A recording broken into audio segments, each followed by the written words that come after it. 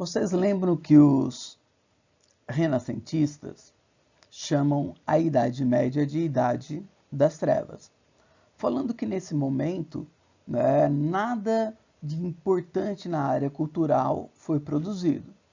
Isso é uma verdade? Claro que não. E é isso que a gente vai ver um pouquinho nessa aula. Então, o que a gente tem na Idade Média é uma cultura medieval, com características, né, daquele momento. Quem é que dominava o pensamento na Idade Média? Era o clero. Então, eu tenho o predomínio de uma cultura teocêntrica, onde Deus era o centro do universo. E quem que eram as pessoas, os intelectuais desse período? Eram os membros do clero. Aliás, a maior parcela da população era analfabeta, inclusive os nobres. Então, saber ler era algo exclusivo do clero. E as leituras, elas tinham justamente uma função didática. Era a maneira como a qual, tanto as leituras como as pinturas na igreja, era a maneira como a qual o clero passava as suas informações, o seu ideário para o povo. Então, manter o monopólio da escrita significa manter sobre si o monopólio da palavra de Deus. E o grande objetivo era impedir que as pessoas, dessa maneira, questionarem as suas verdades. Tá? Os temas eram praticamente temas religiosos. E qual era a ideia do clero? A ideia do clero era praticamente uma: convencer as pessoas que existe uma vida após a morte. E essa vida após a morte pode ser no céu ou no inferno, tá? E também convencer da existência de uma alma.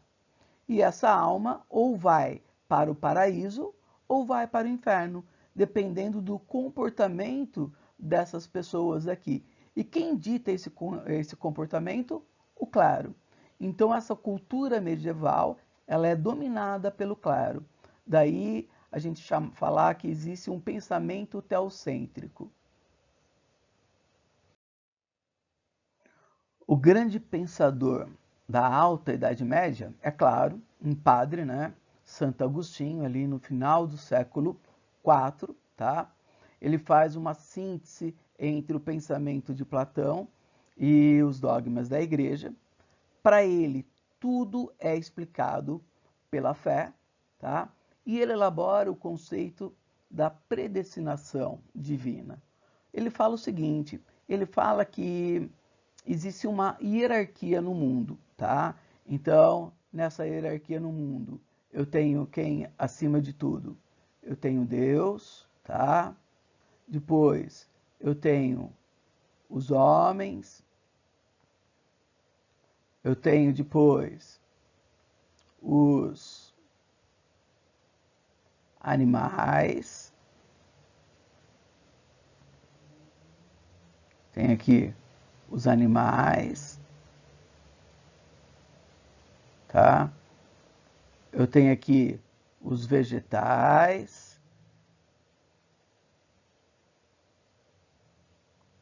e eu tenho aqui os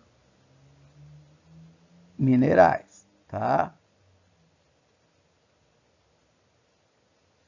Minerais. Se eu falar aqui, ó, entre o homem e o Deus, eu tenho também aqui os anjos, que eu esqueci de colocar. E existe também uma hierarquia, tá? Então, dos anjos, eu tenho o arcanjo, eu tenho o serafim, tal, né? Os anjos. Existe uma hierarquia de anjos. Da mesma maneira que existe uma hierarquia nos homens, tá? Como existe uma hierarquia? Quem está acima de todos? O clero, tá? Então, quem está abaixo do clero nessa sociedade? Os nobres. E abaixo dos nobres? Os servos. Os nobres acreditem que está escrito nobres aqui, e os servos, onde Deus deu a cada um deles uma função. Lembra que nós já comentamos isso quando falamos do mundo medieval? Qual que é a função do clero? Rezar, do nobre lutar e do servo trabalhar. Então o servo deve aceitar sua posição de inferioridade nessa sociedade como sendo uma vontade de Deus. Rebelar-se contra essa situação significa ir contra a vontade de Deus, cometer um pecado, e aí a gente já sabe, quem comete um pecado vai para onde? Vai para o inferno. Então, qual a importância desse conceito na manutenção do status quo? Ou seja, ele faz o servo aceitar sua posição de inferioridade sem se rebelar. Quando ele se rebela, lá no final, né, da Idade Média, é um sintoma já de crise do mundo feudal. Os renascentistas falam, então, que os valores clássicos foram abandonados durante a Idade Média e retomados por eles, o que não é verdade. Um exemplo disso é o que ocorreu no governo de Carlos Magno. Vocês lembram que Carlos Magno, filho de Pepino Breve, foi o rei mais importante da dinastia carolíngia, tanto é que leva o teu nome. E durante seu governo ocorreu o chamado Renascimento Carolíngio. Tá? Carlos Magno, ele tinha o sonho de restabelecer as antigas fronteiras do Império Romano. Então, de restabelecer aquela grandeza do Império Romano. Tanto é que no ano 800 ele foi coroado pelo Papa, sucessor dos imperadores romanos. Então, em seu governo, eu tenho um grande desenvolvimento cultural. Tá? Ele constrói escolas, ele constrói igrejas, o que a gente está vendo aqui. Tá? Eu tenho aqui a tradução de textos da cultura clássica aqui durante o seu governo. Tá? E também, o que ele falava? Ele falava que ele precisava ser assessorado por nobres cultos que soubessem ler, escrever. Tanto é que ele cria leis que a gente chama de capitulares. Por que capitulares? São leis escritas em capítulos. Então, mesmo na alta Idade Média, no governo, né, é claro que tem um momento bem específico, é o governo de Carlos Magno, a cultura clássica ela é retomada. Daí a denominação Renascimento Carolíngio. Depois de Carlos Magno, com o seu filho Luís o Piedoso, essa cultura clássica ela desaparece e o predomínio do pensamento teocêntrico volta com tudo. Se o grande teórico da alta Idade Média é um padre, Santo Agostinho, é claro que na Baixa Idade Média também vai ser um padre, tá? São Tomás de Aquino, que vai criar uma escola que recebe a denominação de tomismo, por causa de São Tomás, ou né, escolástica. Santo Agostinho falava que a pessoa né, tinha o seu destino traçado por Deus. Enquanto que São Tomás de Aquino, ele vai falar ali, ele vai desenvolver aquela ideia do livre-arbítrio. Então, a pessoa ela tem o direito de escolher o seu destino. E ao escolher o seu destino, o seu comportamento vai levar ele ou para o céu ou para o inferno, arbítrio. Tá? Mais do que isso, para Santo Agostinho, tudo era explicado através da fé. E agora, para São Tomás, eu tenho uma associação entre fé e razão, tá? Entre fé e razão. Tenho aqui uma influência de Aristóteles, tá? Onde que ele fala o seguinte, que a razão era a chave de todo o conhecimento, inclusive para provar a existência de Deus. A sua grande obra é a Suma Teológica, onde ele trata de diversos assuntos. Claro que ele vai tratar do quê? De religião, tá? Obviamente. Mas ele também trata de religião, mas ele também trata de política, ele também trata, né, de economia. Então, o que eu quero que vocês lembrem? Quem que é o grande teórico da Alta Idade Média? Santo Agostinho, que elabora o conceito da predestinação divina e tudo é explicado pela fé. Da Baixa Idade Média, São Tomás de Aquino, que cria o pensamento escolástico, onde eu tenho uma associação entre fé e razão e a ideia do livre-arbítrio. Quando a gente fala sobre a produção literária, ela tem, num primeiro momento, uma temática exclusivamente religiosa. Então, somente os elementos do clero que possuem o saber da escrita. Tudo é escrito em latim, tá? E tem como objetivo fortalecer os dogmas da igreja. Em um segundo momento, que a gente vai ver, assuntos do cotidiano, do dia a dia, começam a ser abordados. E um fato interessante que torna mais acessível a leitura é que eu tenho, né, agora textos escritos na língua nacional. Então, se eu pegar aqui na literatura, já na Baixa Idade Média, quando eu falo já na Baixa Idade Média, é porque na Alta Idade Média eu tenho o monopólio da Igreja sobre toda a produção literária, tudo é escrito em latim. Na Baixa Idade Média, lembra que na Baixa Idade Média eu tenho o renascimento do comércio, tá? E o renascimento das cidades. Então, com o renascimento das cidades e do comércio, surge uma nova classe social, a burguesia. E essa burguesia, ela vai, né, juntamente com elementos da nobreza, intelectuais que estão aparecendo, criar um novo tipo de literatura. Mas tudo isso é fruto, então, do renascimento das cidades e do renascimento do comércio, é que provocam alterações, então, nessa cultura medieval, tá? Bom, até o século XII, o que eu tenho? Eu tenho os chamados romances de cavalaria, que já passam a ser escritos em língua nacional, então tornando-se bem mais acessíveis. Vocês lembram da aula de literatura, né? Esses romances de cavalaria, que conta a história sempre de quem? De um cavaleiro, que é um belo jovem, lembra dos filmes da Sessão da Tarde? Que é um belo jovem montado num belo cavalo, forte, vigoroso, bonito, que vai o quê? Vencer obstáculos. Entre esses obstáculos, salvar a sua doce e linda donzela. Tá?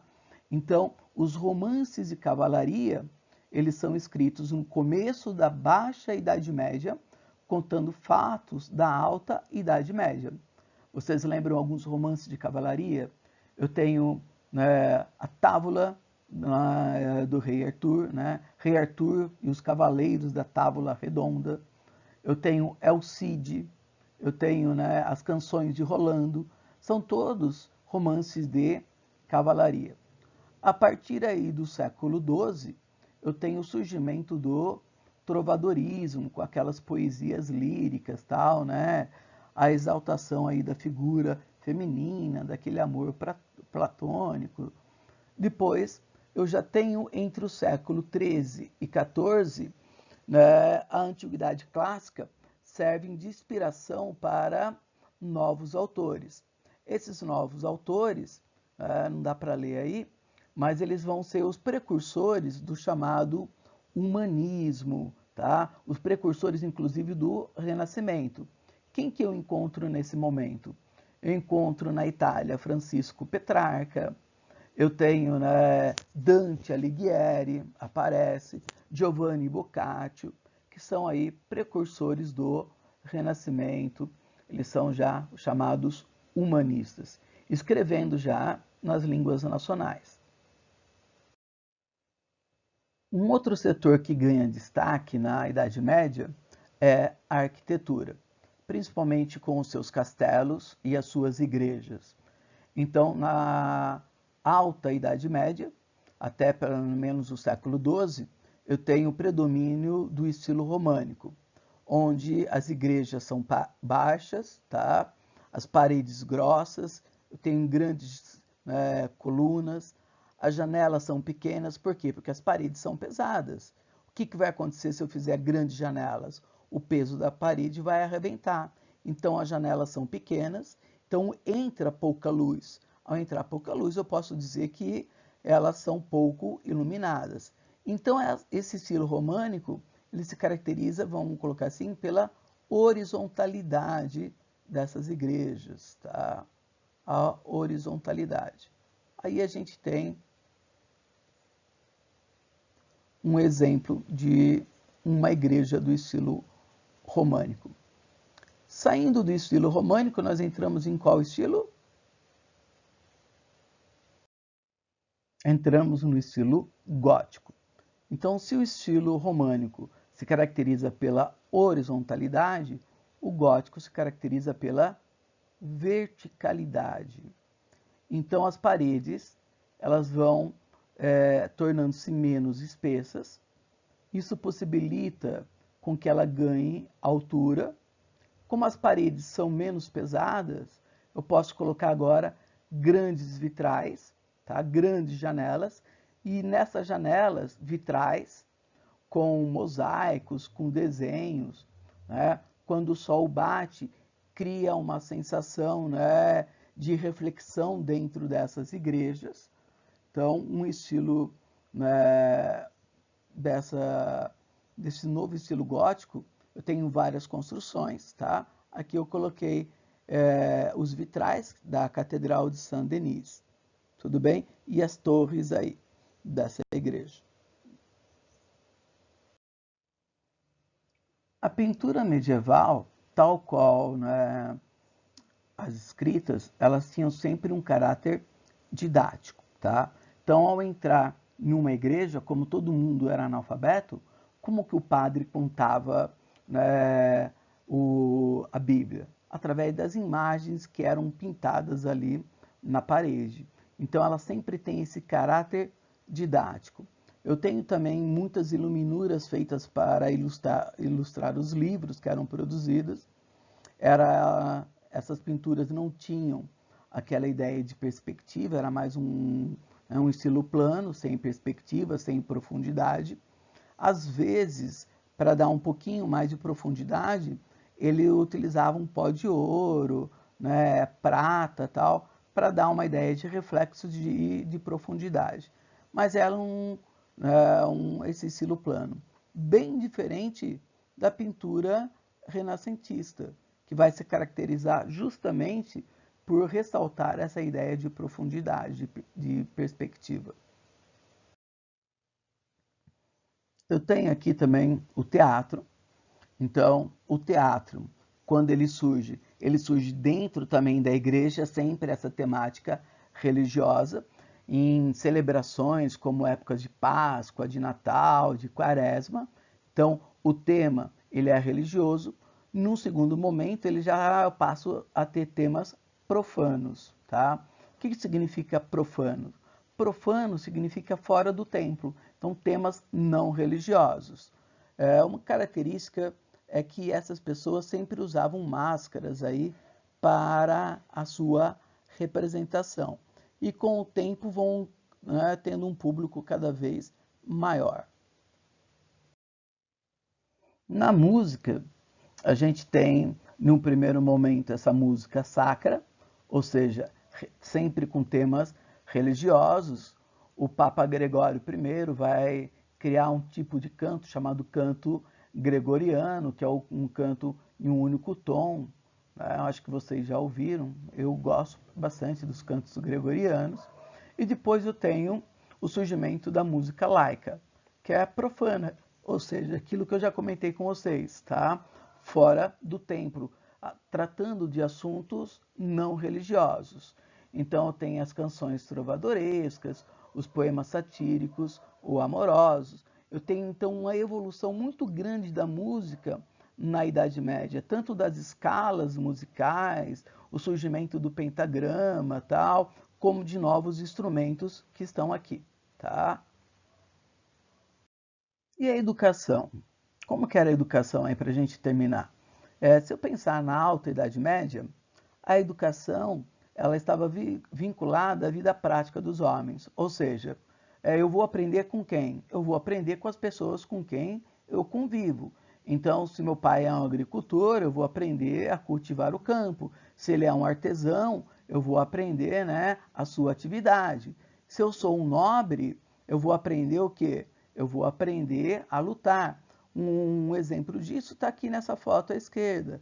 Então, as crianças, quando, filhos de nobres, quando alcançavam uma determinada idade, partiam para a caçada. A caçada era uma maneira deles começarem ali o seu treinamento para a arte da guerra. Na Baixa Idade Média, então, com o crescimento das cidades, eu tenho o aparecimento das primeiras escolas que depois vão evoluindo para as universidades. Aí eu coloquei as primeiras, tá? Paris, a Universidade de Paris, só para vocês terem uma ideia, ela é fundada em 1215. Eu lembro do ano porque é o mesmo ano da Magna Carta.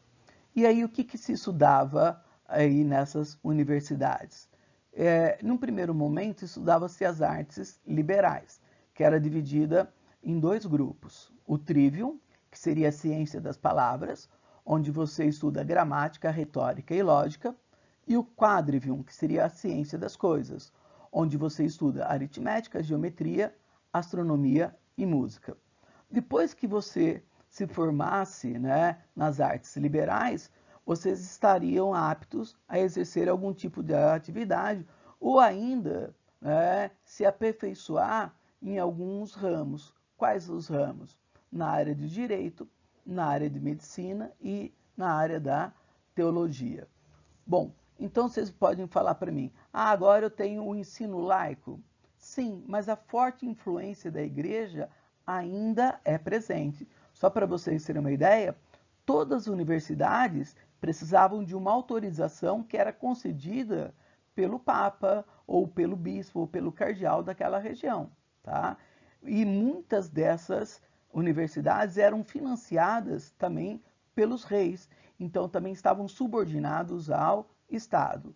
Mas o desenvolvimento dessas universidades, o estudo da geometria, da astronomia, vai levar aquilo que a gente chama de renascimento cultural. Então só existiu o renascimento cultural porque existiu toda uma cultura que foi se consolidando na Idade Média, tá bom?